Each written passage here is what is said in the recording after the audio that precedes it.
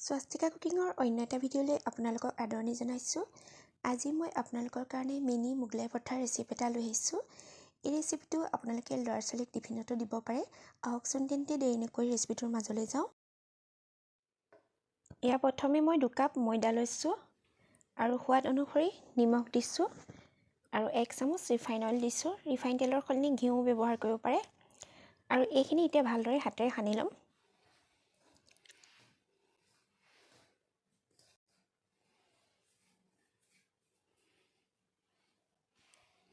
অলপমান পানী দি দিছোঁ আৰু এইখিনি এতিয়া মঠি ল'ম।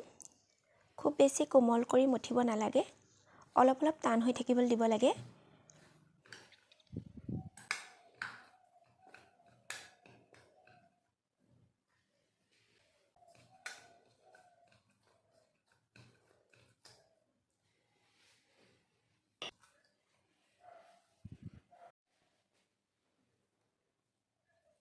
আৰু এইখিনি ভালদৰে মঠি লোৱা হৈ গ'ল।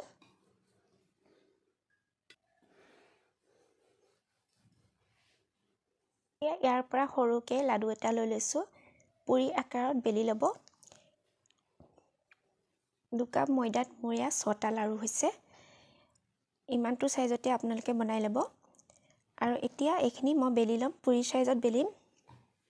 মোগলাই পৰঠাৰ কাৰণে 2খন পুৰি লাগিব।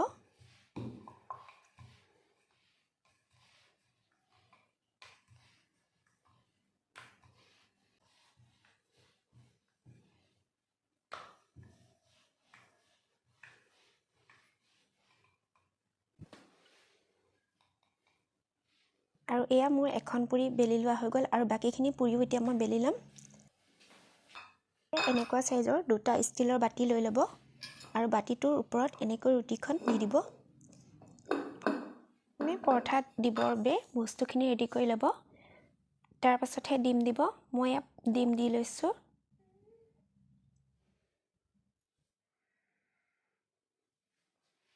এতিয়া ইয়াত মিহিকৈ কাটি লোৱা কেপচিকাম দি লৈছোঁ আৰু লগতে দিছোঁ মিহিকৈ কাটি লোৱা পিঁয়াজ।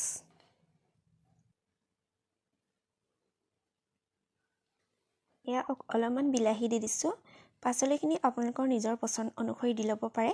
বন্ধাকবিও দিব পাৰে, গাজৰো দিব পাৰে। আৰু ইয়াত মই এতিয়া অলপমান চীজ দি দিছোঁ। চীজ নিদিয়াকৈও বনাব পাৰি।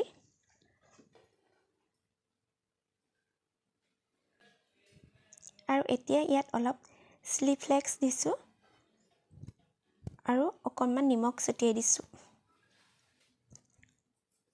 সোৱাদ অনুসৰি নিমখ দি ল'ব। এতিয়া আনখন ৰুটি ইয়াৰ ওপৰত দি ল'ব। এনেকৈ কিনাৰটো সাৱধানে এৰুৱাই ল'ব আৰু ছাইডকেইটা ভালকৈ টিপি ল'ব, নহ'লে বস্তুখিনি ভিতৰৰ পৰা ওলাই আহিব।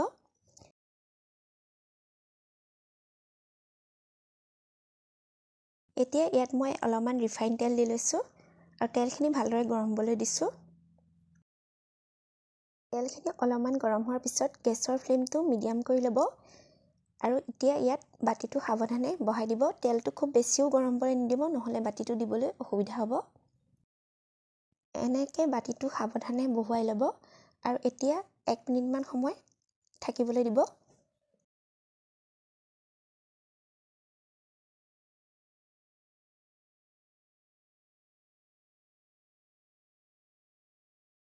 এক মিনিটমানৰ পিছত আনটো ছাইডো লুটিয়াই ল'ব। এনেদৰে 2খন চামুচ বা হাতাৰ সহায়ত লুটিয়াই ল'ব।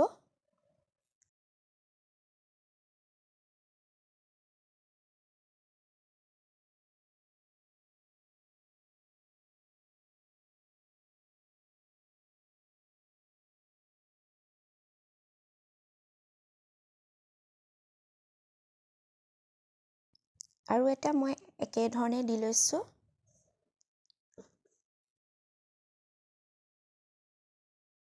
পৰঠাটো বনাওঁতে ৰাখি নথ'ব, লগালগ বনাব লাগিব, নহ'লে ৰুটিটো কোমল হৈ ডিমটো বাহিৰলৈ ওলাই আহিব।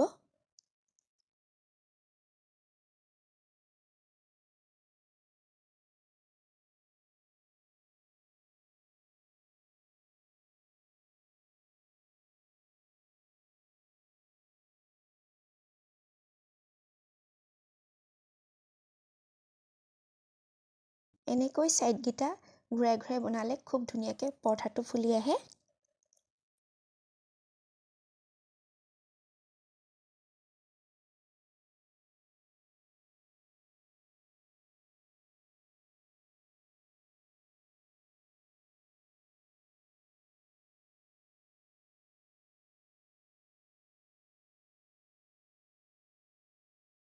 দেখিছেনে পৰঠাটো কিমান ধুনীয়াকৈ ফুলি আহিছে।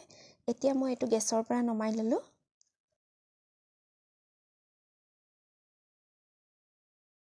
এই পৰঠাটো বনাবলৈও অতি সহজ আৰু খাবলৈও বহুত টেষ্টি হয় আৰু খুব বেছি সময়ো নালাগে। এই মোগলাই পৰঠাৰ ৰেচিপিটো চাই কেনেকুৱা পালে কমেণ্ট কৰি জনাবলৈ নাপাহৰিব। আৰু যদি ভিডিঅ'টো চাই ভাল লাগিল লাইক এটা কৰি দিব। আৰু যদি মোৰ চেনেললৈ নতুনকৈ আহিছে প্লিজ চেনেলটো ছাবস্ক্ৰাইব কৰি দিব। আকৌ এটা নতুন ৰেচিপিৰ সৈতে পুনৰ লগ পাম। আজিলৈ আহোঁ, বাই বাই।